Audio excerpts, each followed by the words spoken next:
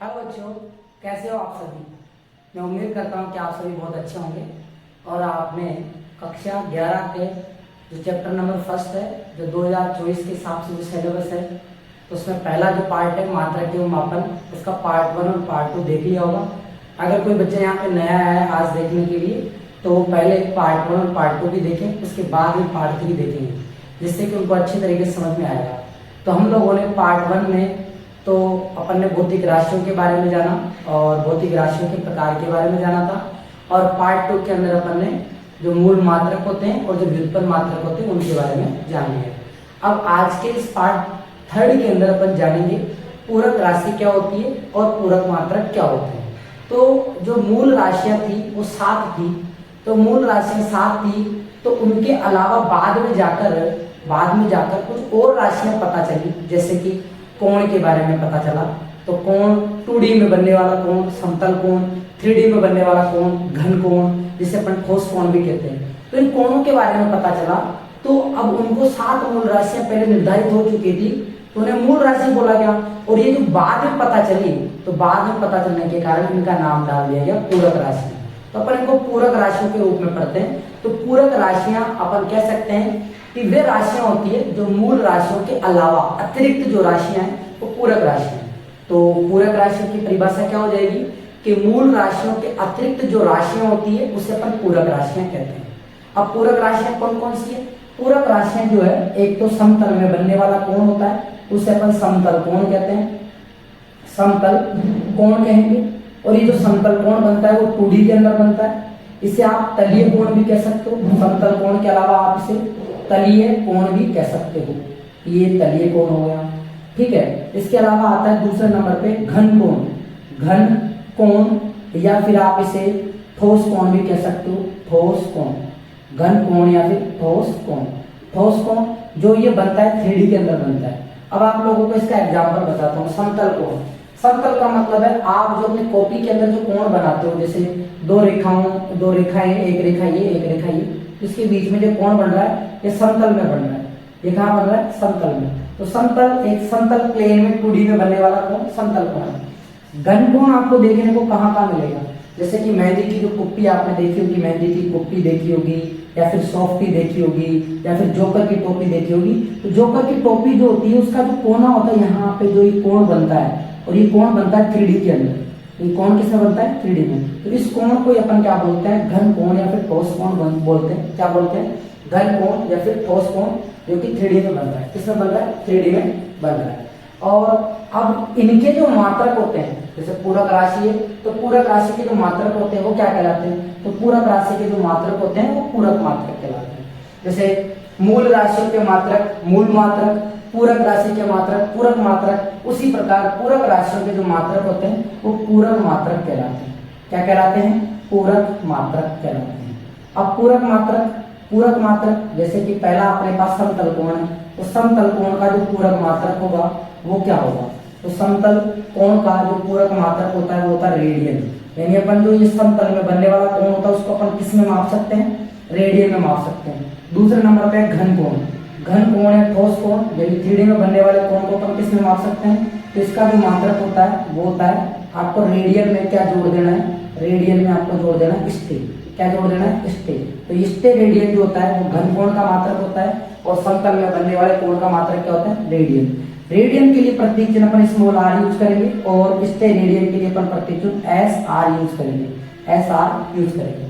तो याद रख लेना, समतल कोण का जो मात्रक होता है वो रेडियन होता है, घन कोण का जो मात्रक होता है वो स्टे रेडियन होता है। अब इसके आगे अपन ये जानेंगे कि रेडियन कहते किसे हैं, स्टे रेडियन होता क्या है, और समतल कोण का सूत्र क्या होता है, घन कोण का सूत्र क्या होता है। ठीक है, तो अब इसके आगे अपन देखेंगे। अगर आप इसका स्क्रीनशॉट लेना चाहें तो स्क्रीनशॉट ले सकते हैं। ठीक है, चलते हैं अपन। सबसे पहले अपन समझेंगे समतल कोण के बारे में। किसके बारे में समझेंगे? समतल कोण के बारे में अपन समझेंगे कि समतल कोण क्या होता है।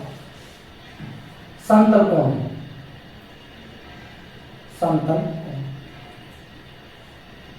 समतल कोण जैसे मान लो कोई वृत्त है हमारे पास में, ये वृत्त है, किसी r त्रिज्या का ये वृत्त है, r त्रिज्या का वृत्त। ध्यान देना, मैं वृत्त बोल रहा हूँ, क्या बोल रहा हूँ? वृत्त। तो ये वृत्त है और ये r त्रिज्या का है। तो एक त्रिज्या तो इसकी ये रही, और मैं यहाँ से थोड़ी दूरी चल के एक चाप ले लेता हूँ। क्या ले लेता हूँ? चाप। यानी वृत्त जो ये परिधि है, परिधि का अगर छोटा सा हिस्सा की बात करूं मैं, तो ये इसका चाप कहलाता है। क्या कहलाता है? चाप। तो मैं यहाँ से ए बिंदु से लेकर बी बिंदु तक चाप लेता हूँ और इस चाप से मैं इस वृत्त के केंद्र पर वापस से लाइन खींच देता हूँ। तो ये भी इसकी क्या कहलाएगी? त्रिज्या कहलाएगी।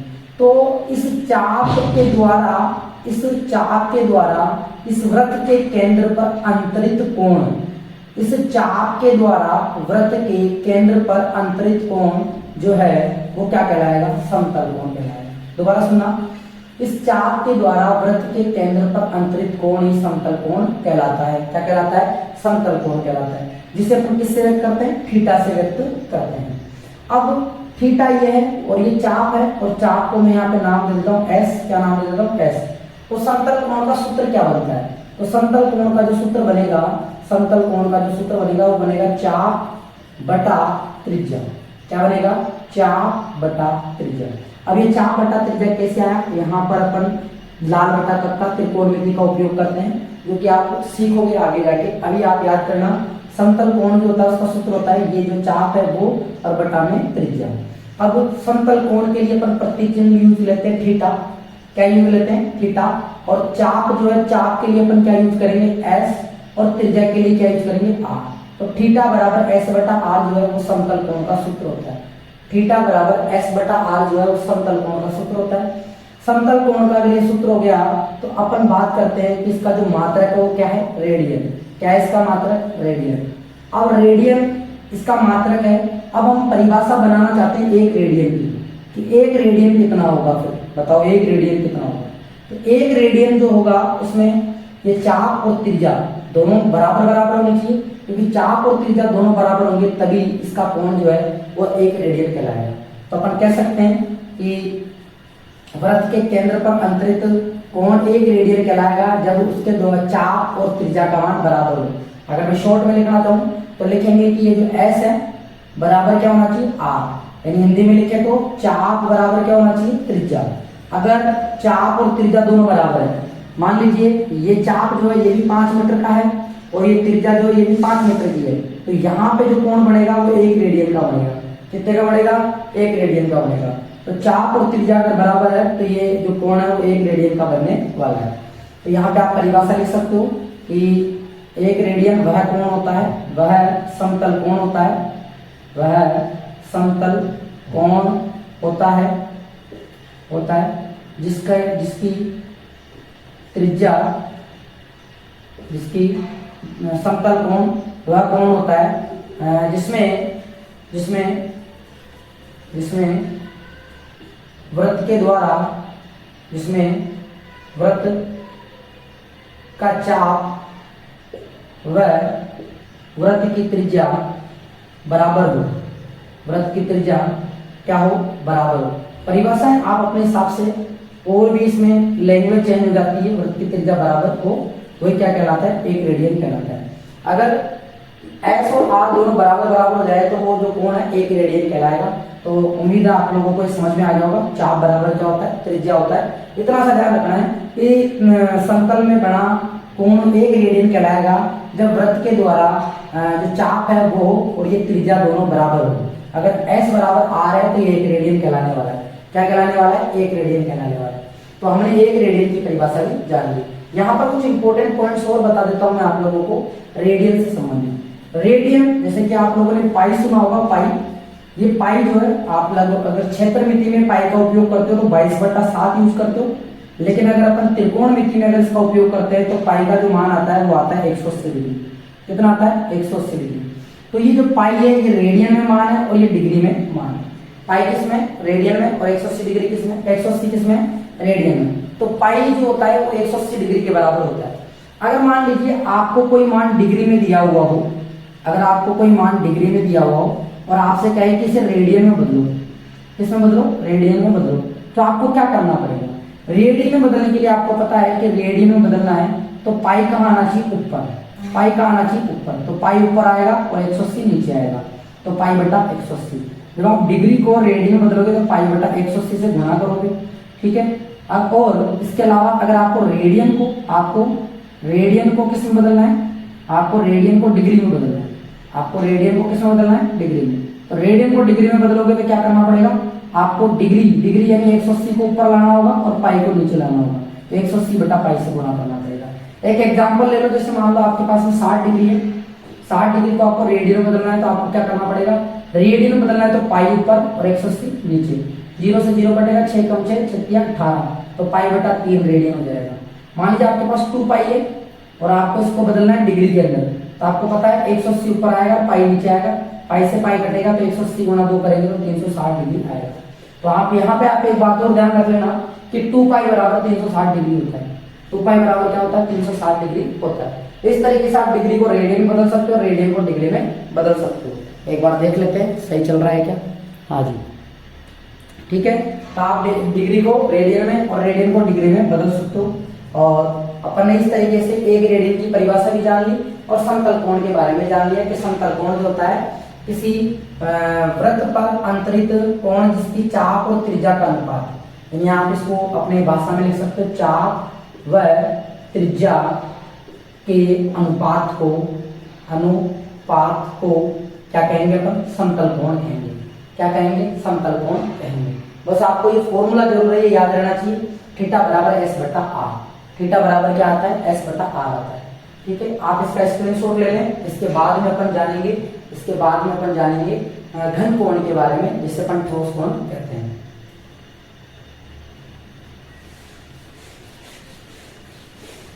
ठीक है, घन कोण। अभी भी मैंने आप लोगों को बताया कि घन कोण जो है वो 3D में बनने वाला कोण है। 3D में, जैसे एग्जाम्पल के तौर पे आप देख सकते हो कि मेहंदी की कुप्पी, जोकर की टोपी, इनमें जो बनता है वो कोण जो अंदर ही अंदर जो बनता है वो कोण क्या होता है, घन कोण होता है। क्या होता है वो, घन कोण।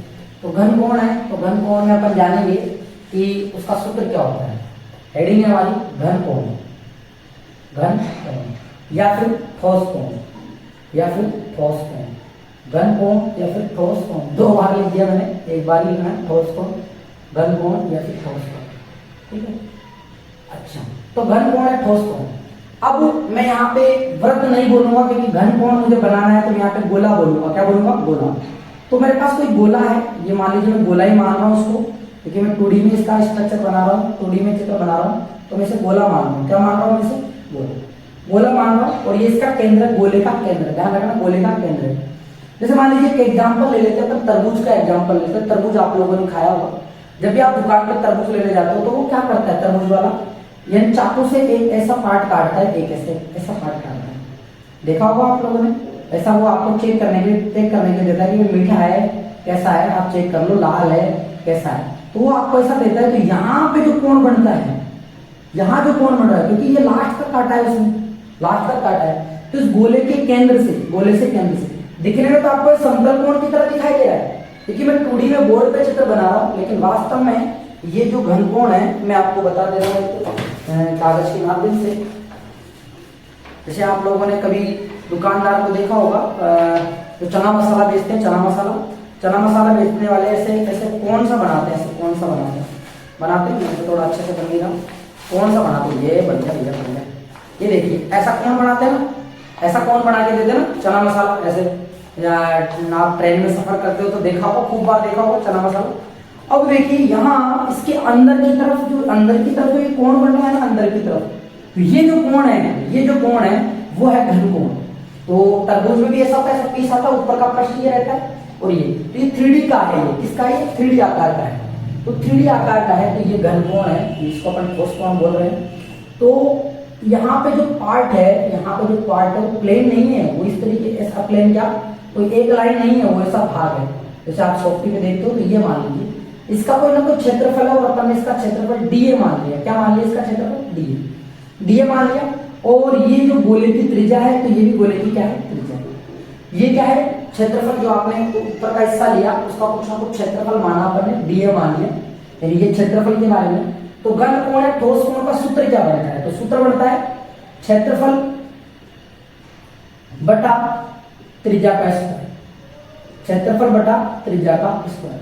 तो आप क्षेत्रफल कितना है इसका, डीए, त्रिज्या कितनी है, आर, तो आर का क्या होगा, वर्ग होगा, डीए बटा आर स्क्वायर। तो घन कोण है, ठोस कोण में क्षेत्रफल बटा त्रिज्या का स्क्वायर करेंगे तो डीए बटा आर स्क्वायर होगा। क्या होगा, डीए बटा आर स्क्वायर। तो ये डी ए बटा आर स्क्वायर जो है यही जो है घन कोण या ठोस कोण का सूत्र है, घन कोण या ठोस कोण का सूत्र है। और एक बात और ध्यान रखना, घन कोण और ठोस कोण अगर अपन मूल राशि के रूप में इनके मात्रक की बात करें तो ये मात्रक नहीं है, मात्रकहीन हो जाते हैं। लेकिन पूरक राशि के रूप में बात करें तो इनके मात्रक दे रखे हमें कि घन कोण का जो मात्रक होता है वो स्टेरेडियन होता है। तो डी अपॉन आर स्क्वायर जो है इसका मात्रक क्या आएगा, स्टेरेडियन, स्टेरेडियन आएगा। ठीक है, अब बात क्या आती है कि घन कोण या ठोस कोण को अपन किस सिंबल से व्यक्त करते हैं। समतल कोण को तो अपन थीटा से व्यक्त कर रहे थे, लेकिन घन कोण को तो घन कोण को अपन व्यक्त करते हैं ओमेगा से। किससे, ओमेगा से, ओमेगा से। अब ये मैंने अल्पांश का क्षेत्रफल लिया है तो मैंने इसको डी ओमेगा लिख दिया। तो ये जो डी ओमेगा है वो जो है वो क्या है, यहाँ पे घन कोण या ठोस कोण का प्रतीक चिन्ह है, प्रतीक चिन्ह है, सिंबल है। तो आप घन कोण को डी ओमेगा से व्यक्त करेंगे तो डी ओमेगा बराबर आता है डी ए बटा आर स्क्वायर। क्या आता है बच्चों, डी ए बटा आर स्क्वायर आता है। अब डी ए बटा आर स्क्वायर आ गया।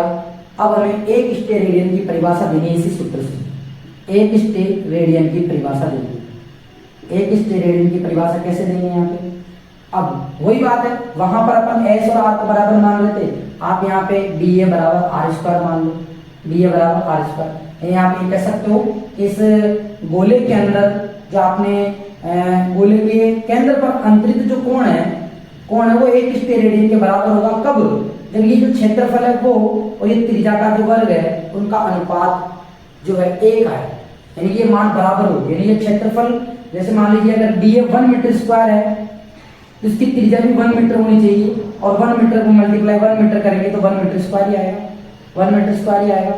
तो 1 मीटर स्क्वायर है तो जो डी ओमेगा का मान आएगा वो 1 स्टेरेडियन आएगा। क्या आएगा, 1 स्टेरेडियन, 1 स्टेरेडियन आएगा। इसी अपन बोलते हैं 1 स्टेरेडियन। एक स्टेरेडियन की परिभाषा ये होती है कि वह घन कोण जिसमें गोले के केंद्र पर अंतरित जो कोण है वो एक स्टेरेडियन होगा। कब, जब उसका जो हिस्सा है अपन ने जो काटा है उस भाग का क्षेत्रफल और उस गोले की त्रिज्या का वर्ग जो है वो इकाई हो, एकांक हो, यानी बराबर हो, तब जाकर जो मान आता है वो एक स्टेरेडियन कहलाता है। ये परिभाषा है, बोलने में आपको थोड़ी ऐसी लग रही होगी, लेकिन आप इतना समझ लो कि ये जो क्षेत्रफल है और ये त्रिज्या इन दोनों का मान बराबर है, डी ए बराबर आर स्क्वायर है, तो इसे अपन क्या बोलते हैं, एक स्टेरेडियन बोलते हैं। अब आप अपने रूप में कैसे लिखें, मेन इंपॉर्टेंट तो यही होता है, सूत्र होता है डी ओमेगा। अब बात आती है कि अगर कोई गोला है तो गोले के केंद्र पर, पूरे केंद्र पर अंतरित कोण कितना होगा। तो गोले का पूरा संपूर्ण पृष्ठ का क्षेत्रफल कितना होता है, डी ओमेगा बराबर डी बटा 4 पाई आर स्क्वायर। तो आर स्क्वायर बटा में तो आर स्क्वायर से आर स्क्वायर कट गया, तो डी ओमेगा कितना आएगा यहाँ पे 4 पाई, कितना आएगा 4 पाई। ये जो 4 पाई आया है, ये जो 4 पाई आया है ये पता है क्या है, ये पूरे गोले के द्वारा, गोले के संपूर्ण पृष्ठ के द्वारा, संपूर्ण पृष्ठ द्वारा अंतरित कोण है, संपूर्ण पृष्ठ द्वारा अंतरित कोण है, अंतरित कोण। तो आपसे पूछ रहे हैं कि गोले के, संपूर्ण गोले के द्वारा अंतरित कोण कितना होगा, अंतरित घन कोण जो है वो कितना है 4 पाई, कितना होगा 4 पाई। मैंने सिद्ध करके बताया, क्योंकि डी ओमेगा बराबर क्या होता है, डी अपॉन आर स्क्वायर होता है। तो डी ए जो है अपन ने संपूर्ण के लिए माना है, तो गोले का संपूर्ण पृष्ठ का क्षेत्रफल 4 पाई आर स्क्वायर होता है, जिसमें आर स्क्वायर का भाग लग रहा है, त्रिज्या आर से आर कटेगा, कितना है 4 पाई। तो गोले का जो संपूर्ण पृष्ठ के द्वारा जो घनकोण बनता है वो 4 पाई के बराबर होता है।